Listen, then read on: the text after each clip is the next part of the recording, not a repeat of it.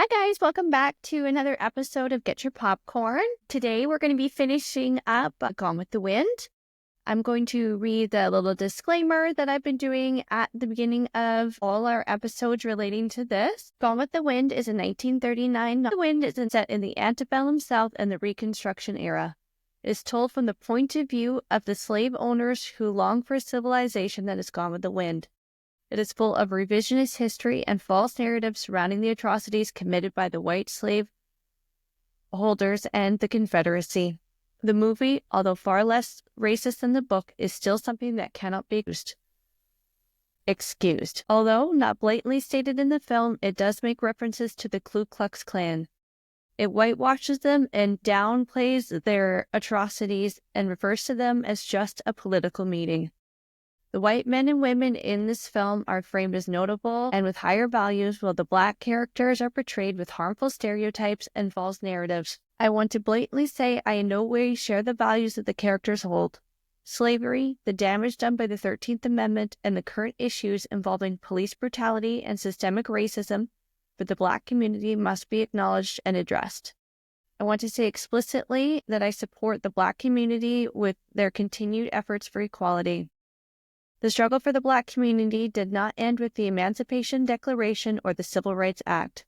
There is much more work that needs to be done, and it is our responsibility as white people to respect and assist for their fight for equality. I feel this film is important to discuss because of all the reasons I listed above. We must understand history in order to properly move into the future and ensure it does not happen again. Gone with the Wind and films like it must be examined with a critical eye in order to identify propaganda and whitewashing when we see it. I will attempt to handle this subject matter as best I can as a white woman from Canada, but I do acknowledge that I will not be able to understand or communicate the full nuance as it is not my lived experience. And to anyone who is listening who is bothered by a statement like this because you find it woke or unnecessary, this isn't the podcast for you. I am committed to my own unlearning and unpacking of systemic racism, and if that bothers you, you're part of the problem. And to quote Jane Fonda from the Screen Actors Guild Award, woke just means you give a damn about other people. Okay, so if you've listened to the other two parts, I've started off with almost, I think, a 20-minute rant about racism, Trump, Pierre Poilievre, and issues for the black community that are happening in the Indigenous community here in Canada. So I'm not going to do a full rant on that just because I'm looking at these episodes as kind of one continued episode as opposed to two separate ones. So I'm going to just jump right into the movie. And like I said in the last episode as well, I did the bonus episode where I did the making of. So there's a lot less of that in these episodes than there normally is woven into the ones that I normally do, because I did a whole separate episode on the documentary and the whole filmmaking process. So this is a lot more plot-based, character analysis and things like that. So we're going to actually just jump right in today, which I know for me is, doesn't usually happen. I usually love to rant at you guys. But today I'm just, going to just go right into the plot. So where we left Scarlett at the end of last week was she was holding her fist up and she's clutching some dirt from Tara, and she's vowing to herself and to God that she's not going to be beat, and as God is my witness, I'll never be hungry again. So then we have a title card that flashes. It's bright red, and there's kind of cannon fire and stuff in the background. It looks like the burning of Atlanta scene. And the quote is, "And the wind swept through Georgia, Sherman, leaving behind a path of destruction 60 miles wide from Atlanta to the sea. Life at Tara is one of deprivation, poverty, and hard work." So we see that Scarlett and her sisters are working the fields. Her sisters are now better from typhoid fever. This is Sue Ellen and Corinne.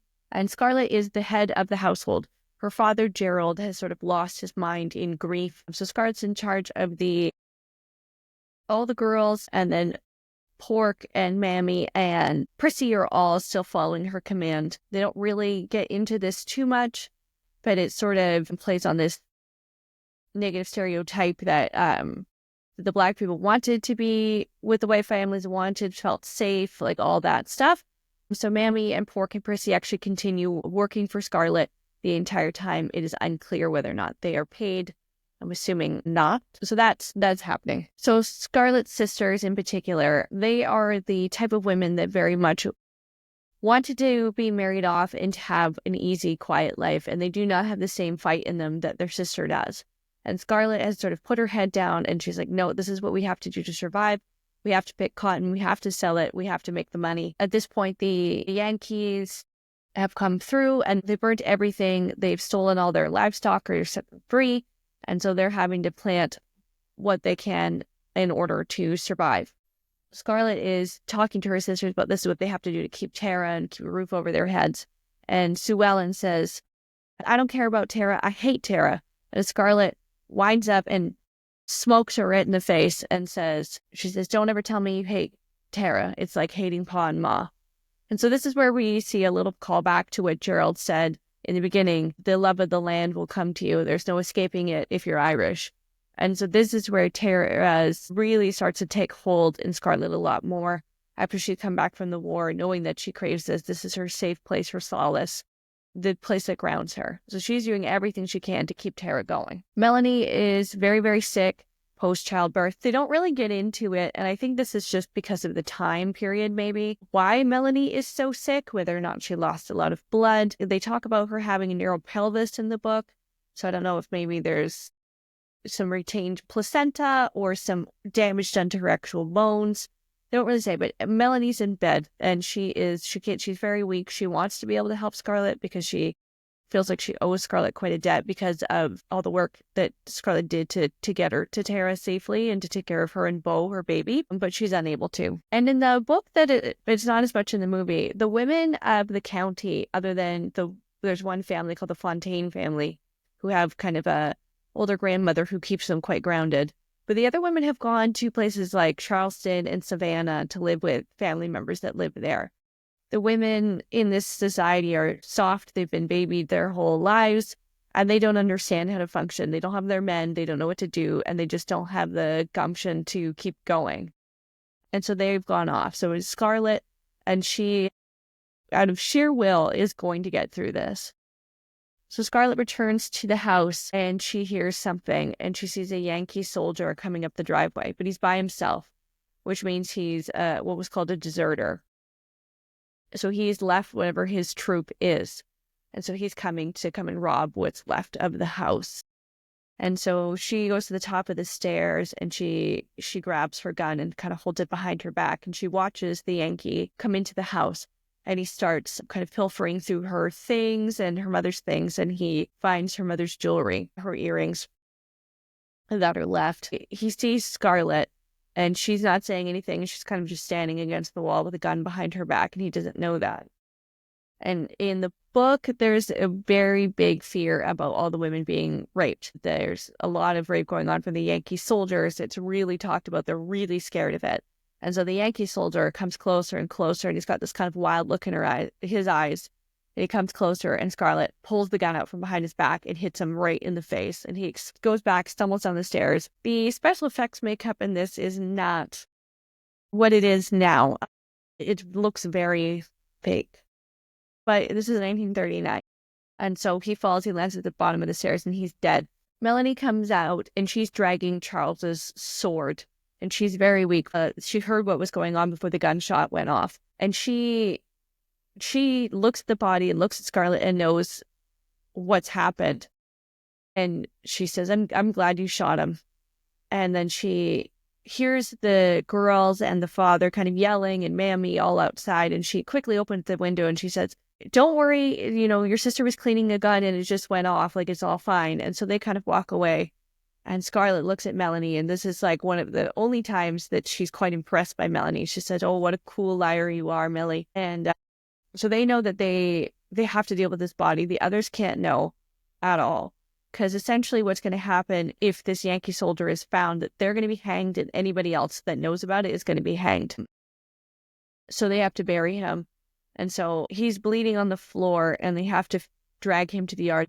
And Scarlett kind of makes Melanie, they don't have any spare fabric. They don't have anything, right? Like they haven't been able to replace anything. Nothing has been coming in from Europe in none of the fabrics or anything.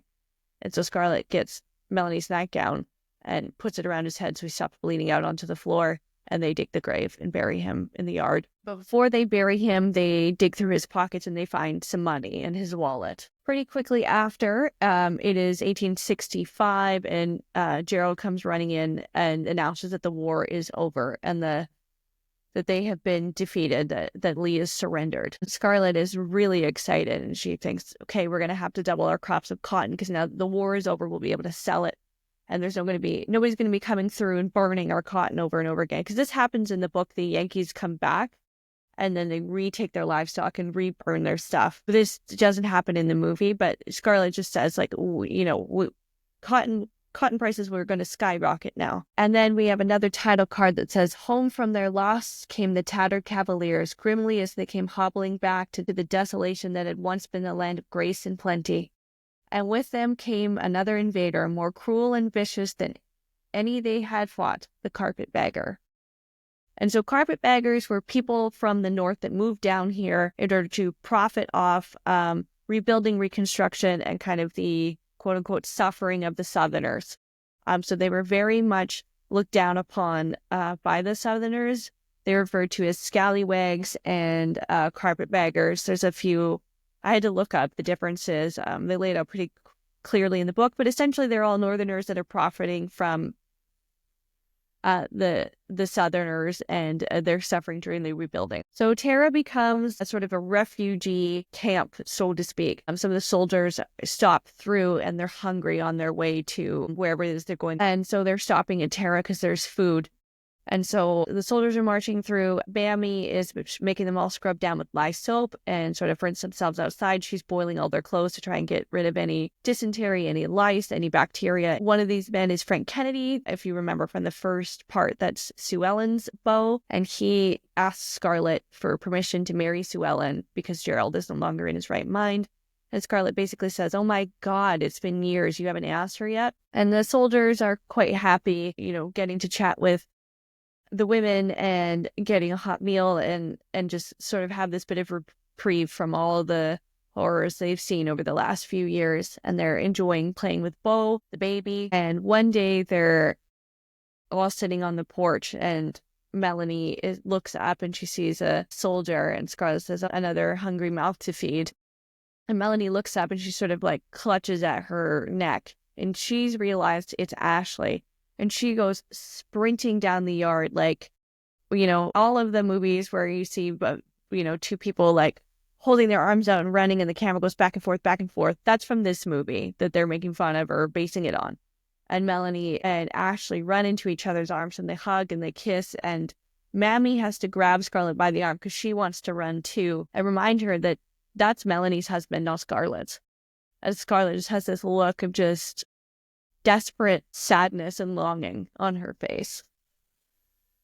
Because Scarlett, of course, is like held on to these teenage ideals of Ashley and who he is and who she thinks he is, and is holding on to these sort of this teenage love, thinking that it is going to be like they were when they were best friends when they were 15.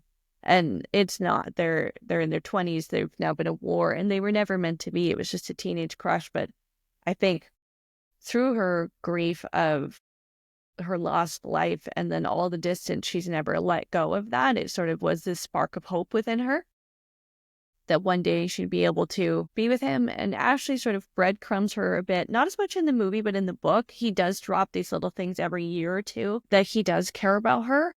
So it keeps her kind of going in this cycle. So Ashley, now that he's back, is able to kind of help with some of the chores around the farm. He's helping her. Scarlett is also able to talk plainly with Ashley in a way that she's not able to talk with the others. She doesn't view Ashley as somebody she has to take care of, so she's a little more straight with him about it. There's, a lot of taxes owing on the house, and she doesn't really know what they're going to do because she doesn't think the cotton sales are going to be enough. So there's now kind of this famous scene where she walks into this sort of looks like a burnt out barn where Ashley's splitting firewood, and she needs to talk to him about what's happening. And actually, she's talking to Ashley about things, and Ashley says, life is becoming too real, losing the beauty of that life which I loved. Now I find myself in a world which for me is worse than death, a world in which there is no place for me.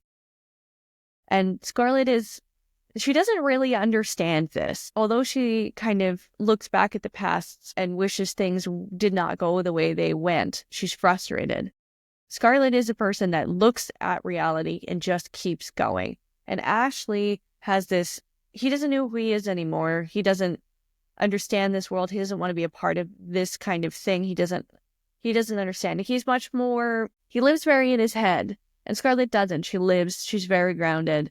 And so he's talking and she's listening to him and she's listening to his problems. But you can see on her face that she's like, well, we'll just keep going. Let's make a plan. Let's do something. Let's not just talk ideas here. And she says that she wants to escape. And there's nothing for them here. Let's run away to Mexico. And she says that she loves him and that she would be devoted for him, and that Dr. Mead says that Melanie can't have any more babies and Scarlett can have babies. She'll give him all the children he wants. And actually in the book, Scarlett has a baby with each husband. So Scarlett has uncomplicated births. In the book, she's already had a child with a very uncomplicated birth. And of course, but there's no birth control at this time. So what Scarlett is saying, like, I'm going to be able to sleep with you, and Melanie's never going to be able to do that, because if you sleep with Melanie, you risk her dying. Because that's just the era that they were in at this time. Actually kind of holds her in his arms, and he tells her all the things he loves about her, but he said, I'm not going to leave my wife. I'm not going to leave my baby. I can't break her heart. And she said, you can't. And he said, you wouldn't be able to leave your sisters and your father and Tara. And she said, I could leave them. I'm sick of them. I'm tired of them. And he says, I know you're sick and tired. That's why you're talking this way. And then they have this sort of passionate kissing moment. And he pulls her away from her and she says, you love me. You really love me. And then he says, I love all these things of you, but I'm not going to leave my wife. He loves her courage and her stubbornness, but I'm not going to leave Melanie. And then he picks up a bit of dirt and he puts it in her hand. And he said, Tara, this is what sustains you. And that she loves it more than him, more than anything. And Scarlett says, yes, I still have this. And she holds the dirt in her hand and she apologizes. And she said, I'm sorry that I threw myself at you. It's not going to happen again. And she walks away, and she is realizing slowly that she's losing him. So we then flip to a scene, and Scarlett's she's still holding the dirt in her hand that Ashley's placed there, and a carriage pulls up to the front steps, and it's Jonas Wilkerson. And if you remember from part 1, Jonas Wilkerson was their old overseer that was fired because he got a woman pregnant, and she had the stillborn baby. He steps out. It's a very fine carriage. And then Amy Slattery, who is the girl that he got pregnant, steps out. And she's in a very fine, in the book it's described as very tacky. And to be honest, it is a little tacky, but very well-made, expensive outfit. And then I'm just going to read the dialogue because I really like it. And Scarlett says, why, it's Amy Slattery. And Amy Slattery says, yes, ma'am. And Scarlett says, stop, as they start to come up the stairs. And Jonas Wilkerson says, you haven't forgotten your old overseer, have you? Well, Emmy is Mrs. Wilkerson now. And Scarlett says, get off those steps, you trashy wench. I love that she calls her a wench. Get off this land. And Jonas Wilkerson says, you can't talk to my wife this way. And Scarlett says, high time you made her your wife. Who baptized your other brats after you killed my mother? Because the typhoid that they all got was from the Slatterys, from her going and nursing over there. Jonas Wilkerson says, we came to pay a call on and talk a little business with some old friends. And Scarlett says, friends? We were never friends with the likes of you. Jonas Wilkerson says, still high and mighty, aren't you? Well, I know about you. I know your father's turned idiot. I know you can't pay your taxes, and I come up here to offer a place of you to make a right good offer. Emmy's has a hankering to live here. And Scarlett says, get off this place, you dirty Yankee. And Jonas Wilkerson says, you big, bog-trotting, high-flying Irish will always find out who's running things around here when you get sold out for taxes. I'll buy this place lock, stock, and barrel, and I'll live in it. But I'll wait for the sheriff's sale. And Scarlett's got that dirt in her hand, and she throws it as hard as she can, and it hits him right in the face. And she says, that's all of Tara you'll ever get. And he kind of, he says, you'll be sorry for that, and walks away. And so Gerald sees this whole thing happen, and this spark of rage jumps in him. And he's got this wild look in his eyes, and he gets on his horse, and he chases after Jonas Wilkerson and Amy Slattery down the driveway in their carriage, and he's on a horse. And he goes to jump that fence that he's fallen off of. And he jumps the fence, and the horse doesn't make it. Its leg gets hit. And he flies off the horse and breaks his neck, and he dies.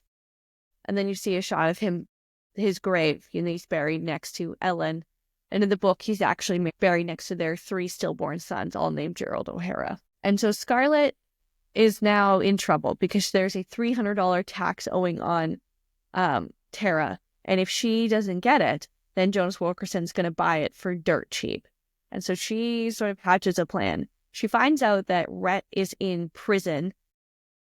He's been captured because they believe that he has the Confederate gold somewhere. So Scarlett thinks that she's going to have to go down there. She's going to have to ask him for the money and figure out a way to get it from him in order to pay her taxes. But she knows that he won't just give it to her. And so a while ago, he had mentioned that he would take her as his mistress, so to speak. And so essentially, she's decided that she's going to go to Atlanta and she's going to offer Rhett her services, for lack of a better word, for the money, which is ironic because she's looked down at Belle Watling for so long, who also exchanges services for money. She knows she can't go in her tattered rags, and she looks in the mirror and she's like, oh, I'm so thin. And I just think that's funny. Now our beauty standard is to be as absolutely rail thin as possible. You know, the beauty standard there was if you were thin, you clearly didn't have any money because you weren't able to eat the way you wanted to, and you were obviously like working in the fields or doing labor that would be burning those calories. So the beauty standard at this point is a little more full of a figure, teeny tiny waist, but you wanted to have a full breasts and hips and like look quite womanly. And we're now, what's in is like a very boyish shape with maybe some plastic boobs, but that's what's in. It's just rail thin and plastic boobs. But at the time, beauty standard was not to be so thin.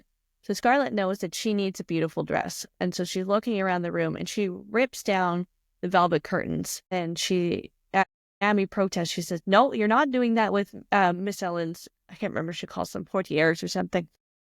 And Scarlett says, no, you're going to make me a dress because I have to go to Atlanta looking like a queen. And she does. Mammy makes her this great green velvet dress with this matching hat and this little bag. And she goes to Atlanta and she goes to the jail and she lies and she says that she's Mr. Butler's sister, and she gets in. And pretty quickly, she's kind of flirting with Red, and she's, saying that things are good at Tara and she's been horseback riding and da-da-da-da-da. And he goes to kiss her hands and he kind of he feels them and turns them over, and they're absolutely raw and red and cows from picking cotton. So she's busted. And Rhett says, what have you been doing with your hands? You've been working with them in the field. Why did you lie to me? Why are you really here? You want something from me, and you want it badly enough to put on quite a little show in your velvet. What is it? Money? And Scarlett says, I want $300 for the taxes on Tara. And Rhett says, what collateral do you have? And Scarlett says, my earbobs, so my earrings. And Rhett says, not interested. It says, mortgage on Tara. And he said, what would I do with a farm? And Scarlett says, you wouldn't live there, but I'd pay you back in next year's cotton. And Red says, not good enough. Have you got anything better? And Scarlett said, you once said you loved me. If you still love me, Red. And Red says, you haven't forgotten. I'm not a marrying man. And Scarlett says, no, I haven't forgotten. Red said, you're not worth $300. You'll never mean anything but misery to any man. And Red can't actually help her because all of his money is locked away overseas and in different bank accounts and whatnot. It is revealed in the book he does have the Confederate gold, but he's having to convince the Yankees that he doesn't because they're going to hang him. And so he says, I can't give it to you. I can't give you the money. And so she storms out. She storms out of there. And outside the jail, she passes by Belle Watling, who is also going in to visit Red for a similar purpose, although Belle Watling's about to follow through with what, and Belle Watling is going to get paid. And Mammy is horrified. She's like, who's that woman? I've never seen a woman with hair that color.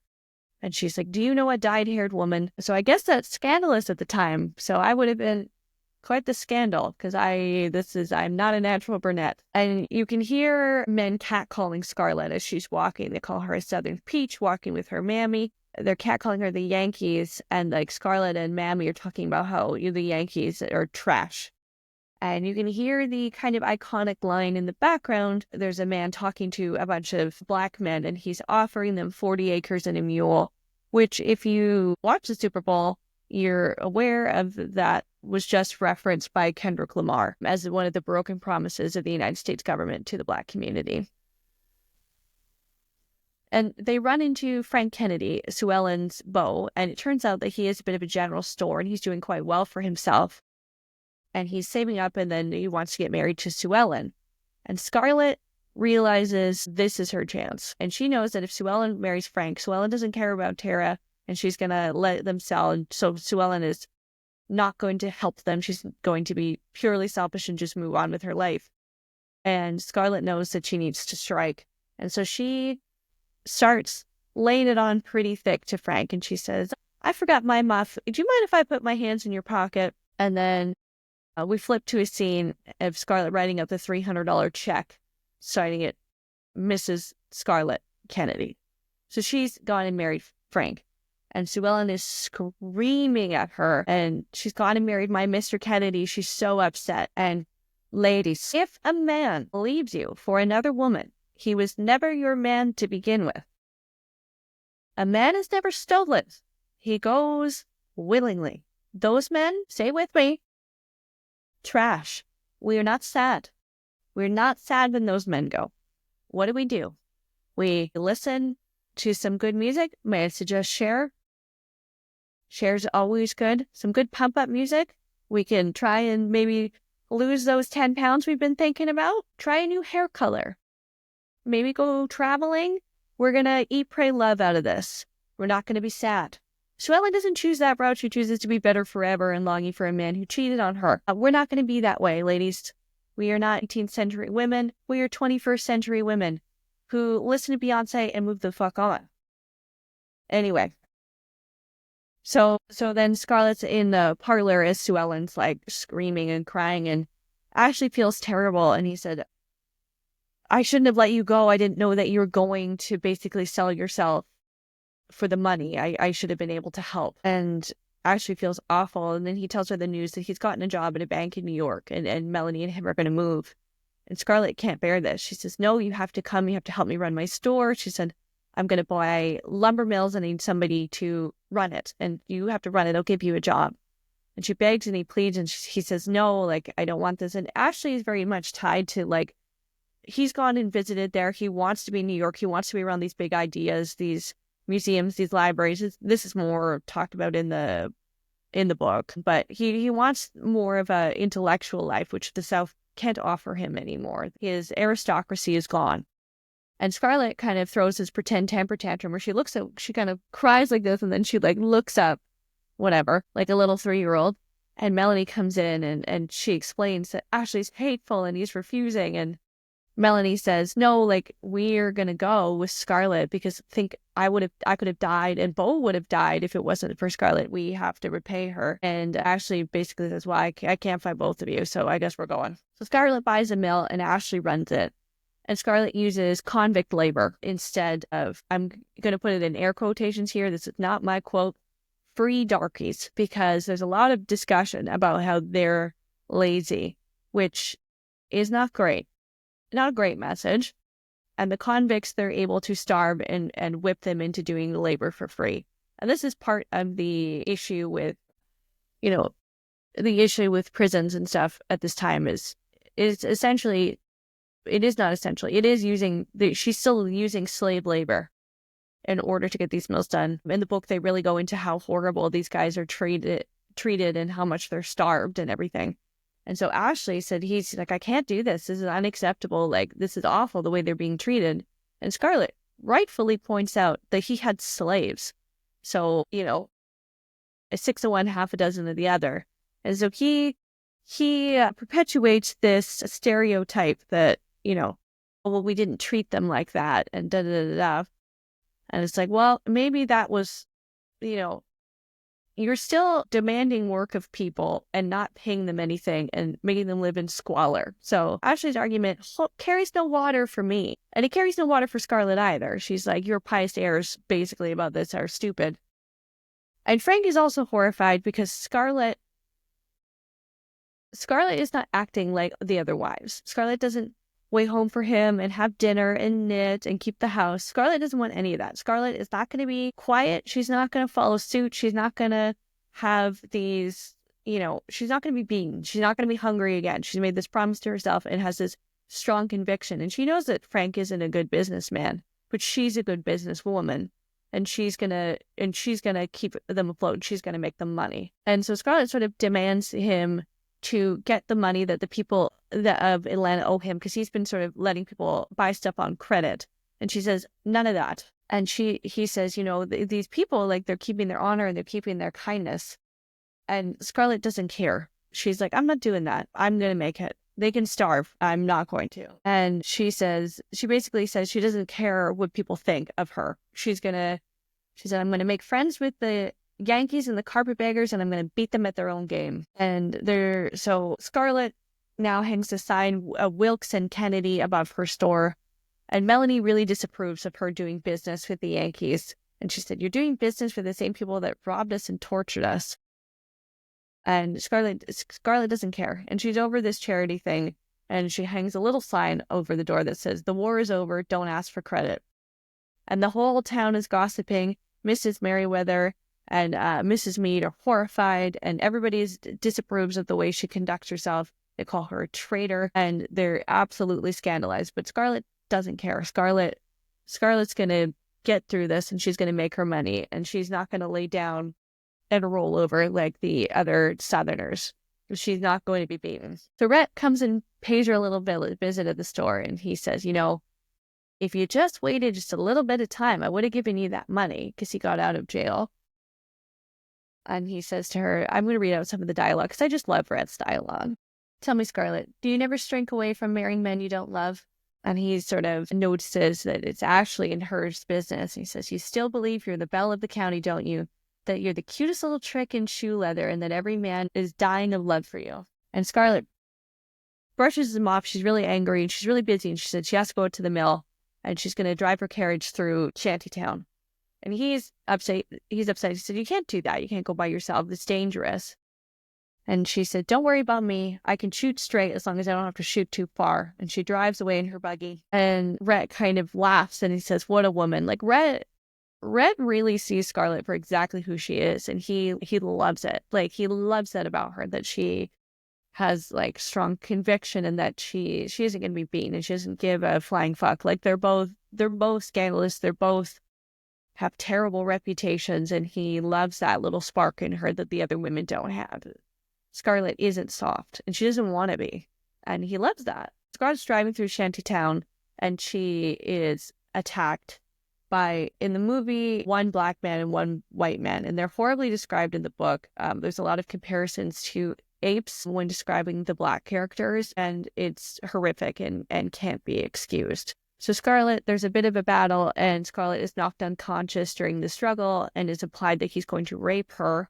And then a man hears it, and it's Big Sam, who was one of the field workers for Tara before the war. And he runs and he, beats these guys up and gets in the carriage and runs off. And in the movie, it's not really stated why Sam is in Shantytown, but in the book, it's stated that he got into an argument with a white man and killed him, and he's on the run. He helps Scarlett get home, and then they get him on a train to Tara, where he'll be safe.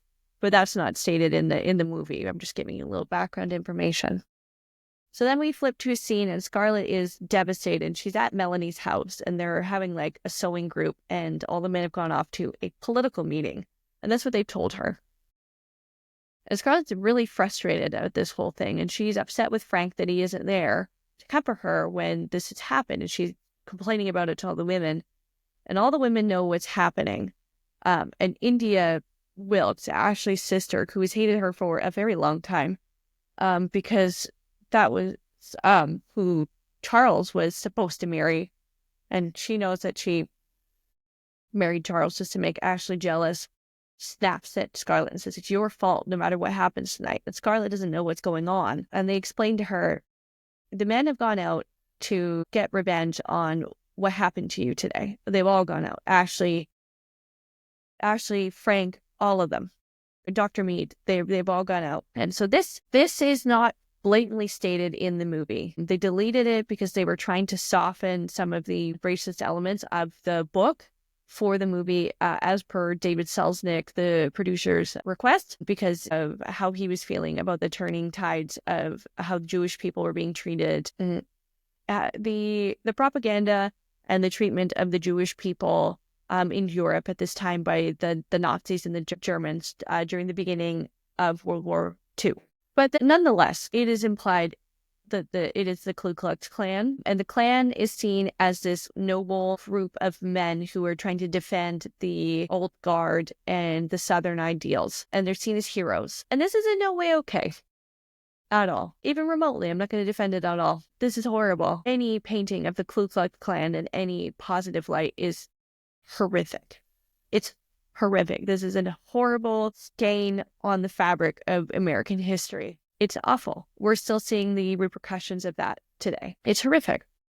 And so that's what is happening. The Yankee officers who have been trying to dispel the Klan and are hanging anyone that's caught being associated with the Klan, which good for the Yankees on that one, come to Melanie's house and they say, no, they're in a political meeting. And so the Yankee officers wait outside the door. They're waiting for the men to come home. And so time ticks by and the women are sweating because the longer it is, they know there could be in more and more trouble, and they don't know what's going to happen when the men come back. They hear some singing outside, and the men sort of stumble in drunk, and they're being interrogated by the Yankees, and Rhett says, well, we've been at Belle Watling's. And so all the women are horrified, because of course Belle Watling's is a brothel, so these men have been drunken with prostitutes, is what he's saying. And Rhett says, you can check with Belle. I know you're a frequenter of there too.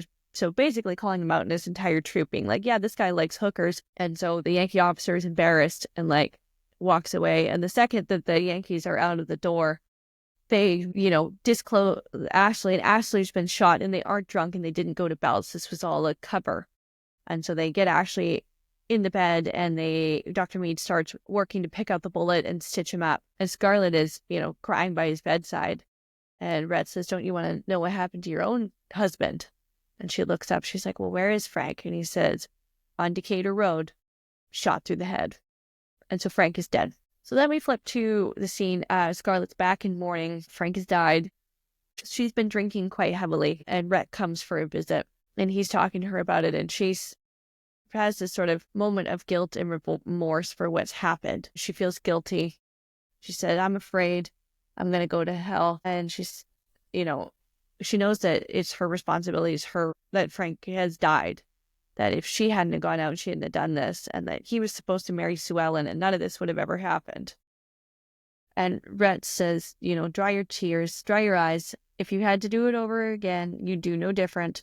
You're like the thief who isn't the least bit sorry he stole, but is terribly sorry he's going to jail. And he has now gotten to the point where he's decided that he wants to marry Scarlett. He still loves her. He denies loving her, but he does. And she's drunk, and she tells him to get off his knee. And he says, forgive me for startling you with my impetuous of my sentiments, my darling Scarlett. I mean, my dear Mrs. Kennedy. But it cannot have escaped your notice that for some time that this friendship I have felt for you has ripened into a deeper feeling, a more beautiful feeling, more pure, more sacred. Dare I name it? Can it be love? This is an honorable proposal of marriage, made at what I consider the most opportune moment, because I cannot go life waiting to catch you between husbands. And then he says, you've been married to a boy and an old man. Why not try a husband of the right age, who has a way with women? And she says, you're a fool, Rhett Butler, when you know I'm in love with another man.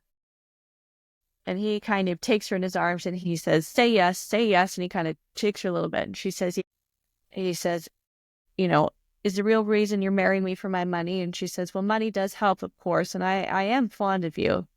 And she said, if I say I'm madly in love with you, I'm lying. And then he says, I'm not in love with you any more than you are with me. Heaven help the man who really loves you.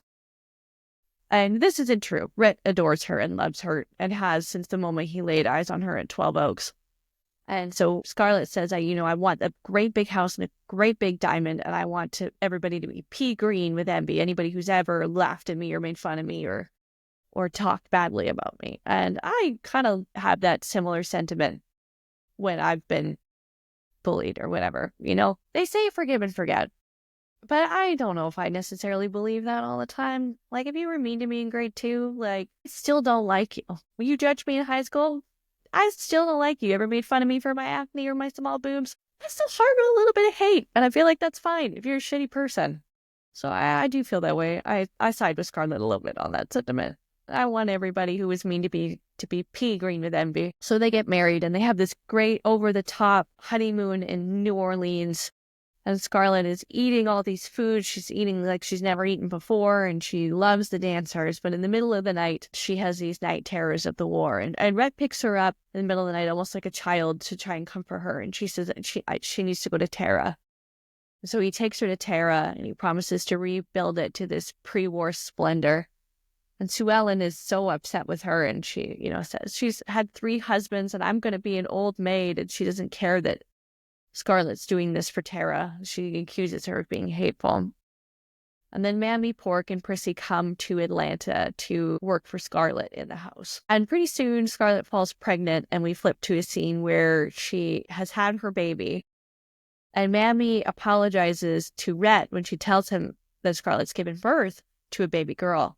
And Rhett says one of my favorite lines ever. And he says, boys aren't any use to anybody. Don't you think I'm proof of that? And they're celebrating. And Melanie says, the happiest days are the days when babies come. And Melanie is the one that sort of comes up with her name to name her Bonnie after the Bonnie blue flag. She's got these beautiful blue eyes. Scarlett is very upset after this about her post-baby body. She's really struggling. And I think it would be, it was hard for me post-baby to look at my body. And look at the changes. I've really struggled with it.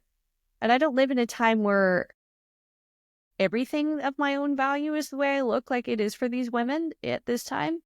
I struggled heavily with it in my postpartum. I still struggle with it. I look at my stomach at the way it is instead of the way it was. And it makes me sad that I have these wrinkles and it's squishier than it once was, and that my hips don't fit into my jeans anymore because childbirth does a number on those. And, my body looks different and I don't love it. And so I can't imagine at a time where this was all that women were valued at. So she can't get into her corset the way she wants. And then she goes over to her makeup mirror and her vanity and she looks at this old photo of Ashley. And Rhett comes in and he's trying to be doting with her and she's very, very cold. She says, I don't want to have any more babies. And he sees the photo of Ashley. And he sort of realizes that she still loves Ashley. And he thinks after the baby, after all this time, after all the spoiling, maybe her feelings would turn, and they haven't. And he sort of says that, if I'm not going to get it from you, I'm going to get it from Belle. I'm not going to be alone. And he said, the world is full of many things and many people, and I shan't be lonely. I will find comfort elsewhere. And Scarlett says, well, I'm going to lock my bedroom door. And Red says, why bother? If I wanted to come in, no lock could keep me out. And he kicks open the door and he throws his glass of whiskey at this giant painting of Scarlett. And so following this, kind of Bonnie is the only thing that holds them together. And Red starts to pour all of the love that he wanted to pour into Scarlett into Bonnie, and he spoils her immensely. And he realizes that he doesn't want his and Scarlett's reputations to be passed on to Bonnie, that he wants her to have a fighting chance in Atlanta and having a good life and fitting into the old garden society. So he starts to ask for advice from people like Mrs. Merriweather and Mrs. Mead, and sort of bringing Bonnie around and kind of showing her off. And he's sort of winning over the old guard in Atlanta. So then we flip to a scene where Scarlett's coming to visit Ashley at the lumber mill, and they're kind of reminiscing on the past and how far they've come. And they're having this nice moment. And she says, don't look back, Ashley, don't look back. It'll drag at your heart until you can't do anything but look back. And he looks into her face and he kind of holds her tightly and gives her a hug. And when he looks up, he sees India, his sister, and Mrs. Mead, the doctor's wife, in the doorway. And so they think that there's been much more than just this kind of hug going on, or this embrace. And so, of course, they run away and they tell Melanie and they tell Rhett. And so that's the night before a big party that they're having at Ashley's house. It's for Ashley's surprise birthday. And so Scarlett is trying to feign illness, that she's sick and she doesn't want to get ready. And Brett comes in and he says, what a white, livid little coward you are. And he yanks her out of bed. And he says, you're going to go and you're going to look the part. And he grabs his red velvet dress and chucks it at her.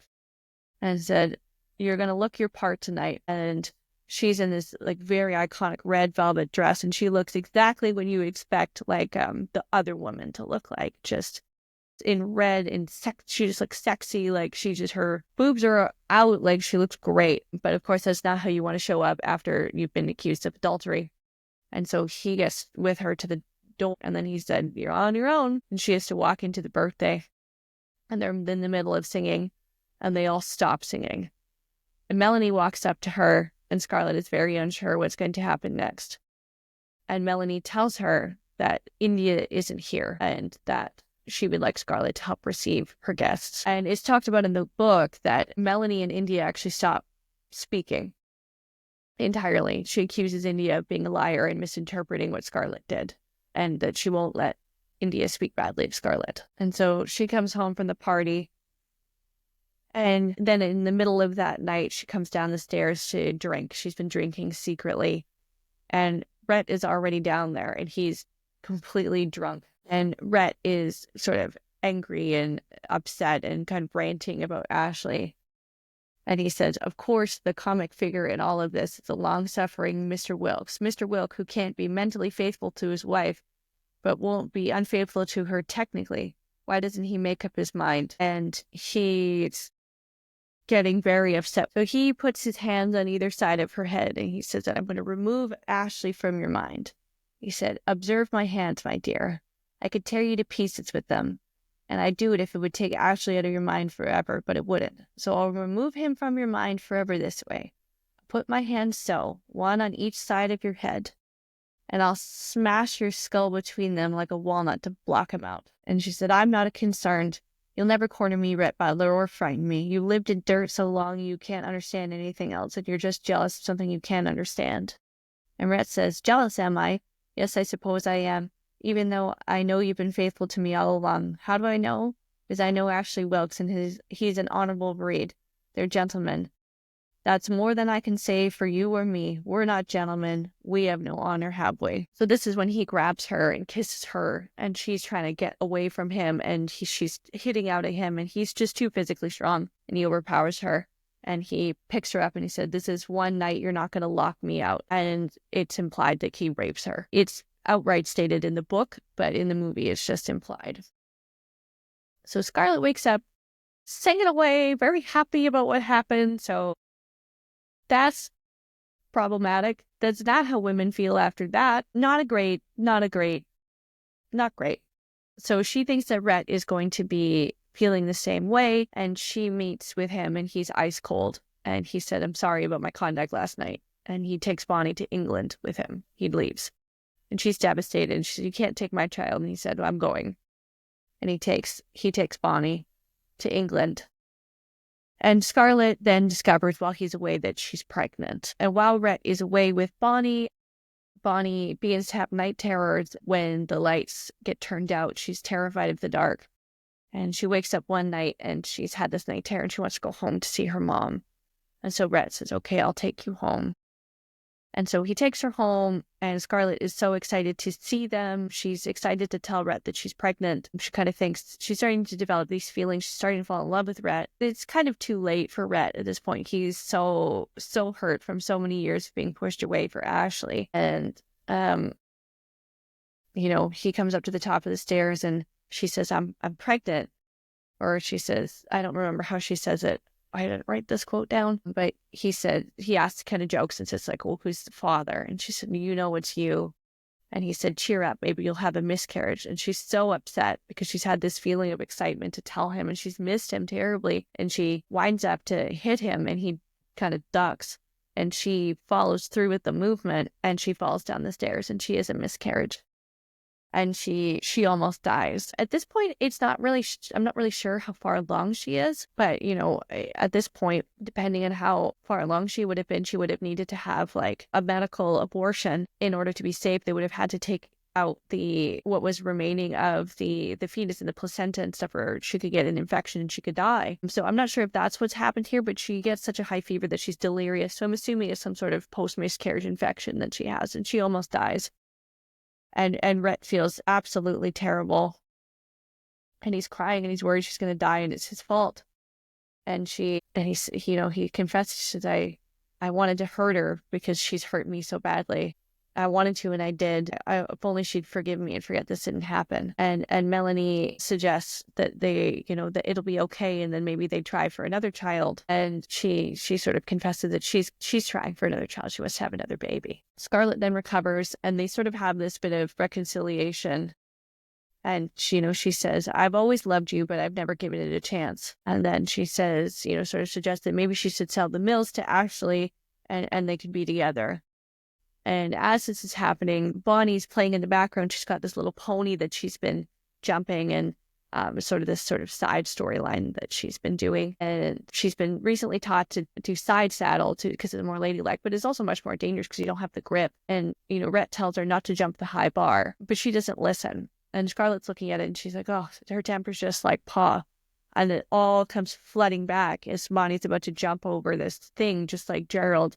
And Bonnie flies off the horse and she breaks her neck and she dies. And with the death of Bonnie comes the death of Scarlett and Rhett's relationship. And the book this is so hard to read. It's a hard scene to watch in the movie, but it's much harder in the book because Bonnie's, I think, 5 when she dies, or 6, and they need to release the body because there's the funeral and they're going to bury Bonnie. And Rhett locks himself in the room for days and keeps getting drunker and drunker, and he won't let anybody in or anybody out, and he won't let anybody bury her because she's scared of the dark. Clark Gable's performance in this is like astounding. It just pulls at your heartstrings. I watched this film with my friend Megan, and we had our daughters like too long before we watched it. We got right to when Bonnie's about to jump, and we're like, okay, movie's over. Because watching it after you become a parent, you think about what that moment would be. The last time you hold your child, okay, I really cried too much on this podcast. Holy. Okay, so Mammy has to call Melanie over, and she explains all the horrible things that Scarlett and Rhett have been saying to each other. They've been screaming at each other. They've been drinking. They were blaming each other for Bonnie's death. And Melanie goes in, and she's able to kind of talk Rhett down and say, okay, like it's time. It's time. We need to bury her. And Rhett finally agrees, and Melanie leaves, and then she sort of collapses because Melanie is now going into labor with her own baby, but it's too soon. And then we flip to a scene at Melanie's house, and Melanie's going to die from this childbirth or miscarriage, or it's pretty unclear, other than she's having a baby and she's dying from it. She's not going to make it, and the baby's going to die. And Dr. Mead's at the door of her bedroom, and all she wants is to talk to Scarlett. And Dr. Mead pulls her aside and he says, no deathbed confessions. Melanie's going to go in peace. So he's telling Scarlett, do not tell her that you love Ashley. This is not the time. And Scarlett goes in, and Melanie just makes her promise that she'll take care of Ashley. And Scarlett promises. And she says, and take care of Rhett. He loves you. He really loves you. When Scarlett leaves and Melanie dies, and Ashley is devastated, and he clings to her skirts and cries, and Rhett leaves as he's seeing this. He can't watch this. He's done all, he's the death of Melanie, who he greatly respected, followed by Scarlett immediately going just to Ashley instead of needing her own comfort from Rhett is too much for him. Ashley clings to her skirts and sobs, and he says, I can't live without her. I can't. Everything I had is going with her. She's the only dream I ever had, and that didn't die in the face of reality. And Scarlett realizes that she never had Ashley. It was nothing but a teenage fantasy. She never loved Ashley. He never loved her. It isn't real. And then she loves Rhett. So she, comforts Ashley, and then she goes to find Rhett, and she's running through the mist. It's clearly early in the morning, and she runs to find Rhett, and he says, "I'm leaving." He says, "I'm leaving you, my dear. All you need now is a divorce, and your dreams of Ashley can come true." And she says, "No, I don't love him. I want to be with you." And she said, "I must have loved you for years, only I'm too stupid and a fool. I didn't know it. Please believe me. You must care. Millie said you did." Red said, "I believe you. And what about Ashley Wilkes?" And she said, "I never really loved Ashley." Red says, "You certainly gave a good imitation of it up until this morning. No, Scarlett, I've tried everything. If you'd met me halfway, even when I came back from London," Scarlett said, "I was glad to see you. I was, Red, but you were so nasty." And Rhett said, "And when you had that fall and you were sick and it was all my fault, I hoped against hope you'd call for me, but you never did." And Scarlett says, I wanted you desperately, but I didn't think you wanted me." And Rhett says, "It seems we've been at a cross purposes, doesn't it? But it's no use now. As long as there was Bonnie, there was a chance we might be happy. I like to think that Bonnie was you, a little girl again, before the war and poverty. She was so like you, and I could pet her and spoil her as I wanted to with you. But she went and she took everything." Scott says, "Oh, Rhett, please don't say that. I'm so sorry. I'm sorry for everything." Rhett says, "My darling, you are such a child. You think that by saying I'm sorry, all the past can be corrected." And she's crying and she's begging for him. And he says, "Here, take my handkerchief. Never at any crisis have I known you to have a handkerchief." And she said, Rhett, where are you going?" And he said, "I'm going to Charleston, back where I belong." She said, "Please take me with you." And he said, "No, I'm through with everything here and I want peace. I want to see if there's somewhere with a little life and charm and grace left in it. Do you know what I'm talking about?" And Scarlett says, "No, I only know that I love you." And Rhett says, "That's your misfortune." And Scarlett says, "Where shall I go? What shall I do?" And he turns to her and he says, "Frankly, my dear, I don't give a damn." The most iconic line about all time. And then Scarlett walks over and she kind of falls on the steps and she hears all these fast flashback quotes of everybody talking about Tara to her. And she's like, "Okay, I'm going to go to Tara and I'll think about it tomorrow because tomorrow's another day." And then the movie ends. And that's Gone with the Wind. I hope everybody enjoyed it. Next week, I believe we'll be doing Rear Window, another classic movie. So I hope everyone has a really happy Thursday.